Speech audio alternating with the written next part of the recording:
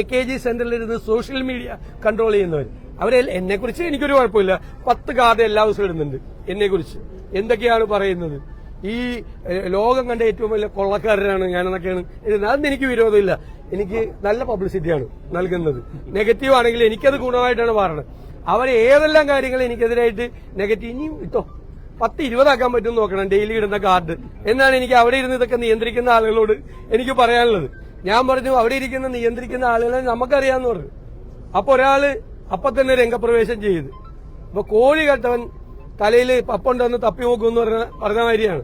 അത് എന്നെ ഉദ്ദേശിച്ചാണ്, എന്നെ മാത്രം ഉദ്ദേശിച്ചാണെന്ന് പറഞ്ഞുകൊണ്ട് ഒരാള് രംഗപ്രവേശം ചെയ്ത്. ഇതൊക്കെ നാടകമാണ്. ഐഷ പോറ്റി പോയതിന്റെ കടം തീർക്കണത് പിതാവ് മരിച്ച് വീട്ടിൽ ഇരിക്കുന്ന ദുഃഖിതയായിരിക്കുന്ന ഒരു കോൺഗ്രസ് നേതാവ് CPM ചേരുമെന്ന് പറഞ്ഞ് കള്ളപ്രചരണം നടത്തിയിട്ടാണ്. അപ്പൊ ഇനിയിപ്പോ ഈ AKG സെന്ററിൽ നിന്ന് കൊടുക്കുന്ന സാധനം, എന്ത് സാധനം ട്രോള് എന്ത് കൊടുത്താലും എന്ത് സോഷ്യൽ മീഡിയയിൽ പ്രചാരണം, നീ ശരി പറഞ്ഞാലും ആരും വിശ്വസിക്കാൻ പോകുന്നില്ല കേരളത്തിൽ.